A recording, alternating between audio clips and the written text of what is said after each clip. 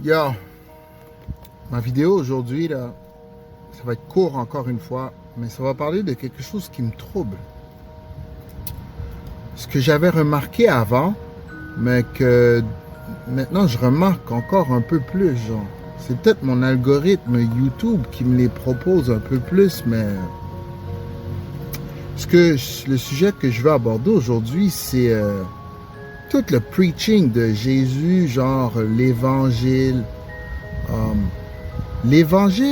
nationaliste. C'est un évangile pratiqué surtout par les gens de la droite, les blancs de la droite. C'est un évangile qui consiste à mettre Jésus de l'avant, mais sous un angle de nationalisme blanc. Dans le fond, cet évangile-là est un évangile bourré de haine.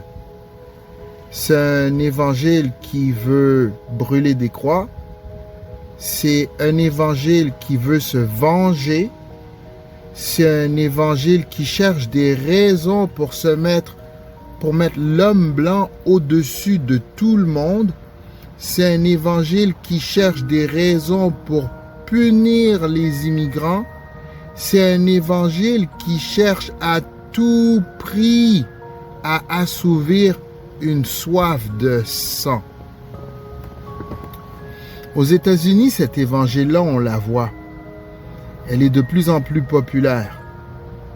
Cette espèce d'évangile avec des drapeaux américains, des drapeaux confédérés, un discours conservateur qui consiste à dire l'Amérique blanche est menacée. L'homme blanc est la cible de toutes les attaques. Ce que cet évangile-là ne dit pas, c'est que c'est le monde qui a changé. La planète a changé. Les menaces que eux sentent ne sont pas des menaces. C'est tout simplement l'histoire cachée qui refait surface. Exemple, les pensionnats autochtones, où ce qu'aujourd'hui on découvre des charniers de centaines d'enfants. L'histoire des Noirs qui a été systématiquement enlevée de tous les livres d'histoire. L'avènement des réseaux sociaux fait que on est en train de comprendre que partout où l'homme blanc est allé, il a semé le chaos. Et qu'il a pris tous les avantages, a créé une société qui l'avantageait lui. Pendant 200 ans, peut-être même 300 ans, tout ça a fonctionné à merveille parce que le monde entier était sur ses genoux, essayant de dealer avec les malheurs que l'homme blanc a fait tomber sur eux. Mais aujourd'hui, en 2025, les choses ont quelque peu changé. C'est-à-dire que la domination ne peut pas être éternelle. Donc, ce qu'on voit, c'est les pays qui se relèvent, des cultures qui reprennent conscience des « Hey, on est en vie, voici ce qui nous est arrivé ». Et avec l'avènement des réseaux sociaux, ce qu'on peut voir, c'est des bribes d'histoire qui ressortent. L'humanité peut enfin voir le vrai visage de l'homme blanc. Maintenant, toi qui écoutes ma vidéo, tu vas dire « Ouais, mais tous les Blancs sont pas racistes. » C'est vrai. Tu vas me dire « Ouais, mais tous les Blancs sont pas démoniaques. » C'est vrai. Mais dans l'ensemble, si on regarde toutes les sociétés qui ont été créées par les descendants européens, ce sont tous des sociétés qui étaient très discriminatoires. Et même celui qui n'était pas raciste a bénéficié et en bénéficie encore.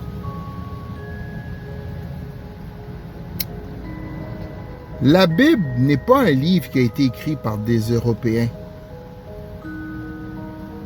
La Bible n'est pas un livre qui s'adresse aux Européens. C'est un livre qui s'adresse aux Israélites.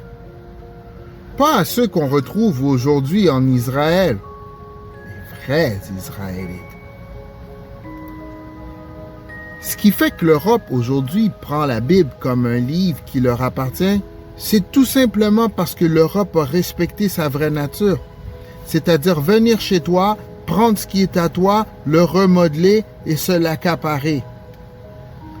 C'est qu'aujourd'hui, les Blancs nationalistes de droite prennent un livre qui ne leur appartient pas et l'utilisent pour cracher leur haine. Ils vont utiliser des versets bibliques pour justifier leur délire. Toi, là, le chrétien noir en particulier, si t'es pas assez intelligent, si t'es pas assez vigilant, tu vas tomber dans le piège. Tu vas sentir, en écoutant ces pasteurs-là, ou bien ces soi-disant évangélistes improvisés, prêcher la Bible, tu vas sentir qu'il y a quelque chose qui ne va pas. Mais parce que tu n'es pas instruit, tu vas te faire prendre, tu vas te faire piéger. Peu importe ta nationalité. Puis là, je m'adresse surtout aux Blacks. Les évangiles, là, ne laissez pas personne vous les apporter. Arrêtez d'être paresseux. Asseyez-vous puis lisez-la, la Bible. Lisez la Bible, du début jusqu'à la fin. Faites pas comme la plupart des chrétiens, puis commencez avec le Nouveau Testament. Si c'est ça que tu fais, tu vas rien comprendre. La Bible commence pas avec l'avènement de Jésus. Pour comprendre Jésus, il faut comprendre tout ce qui s'est passé auparavant. Puis pour comprendre la promesse que Dieu nous fait, il faut comprendre ce qui s'est passé dans l'Ancien Testament.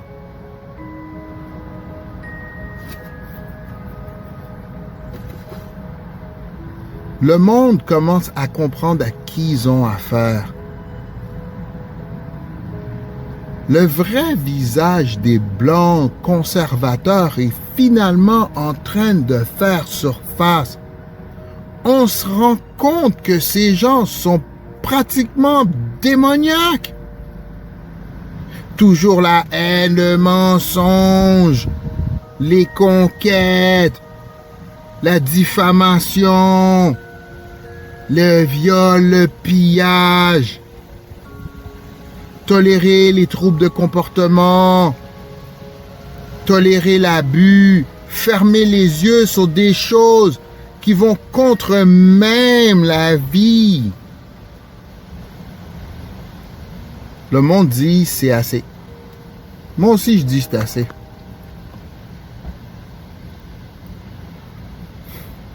On sent que la planète est en train de changer. Puis si tu habites en Amérique, tu sens que l'Amérique est en train de changer. On n'est plus dans la même Amérique qu'on était. Les Blancs ont peur. Ils vont pas te le dire. Mais ils sont en train de sentir qu'il y a quelque chose qui change. Puis ce qui change, c'est pas ton comportement à toi qui est pas blanc. C'est l'univers qui change de vibration, qui dit c'est assez.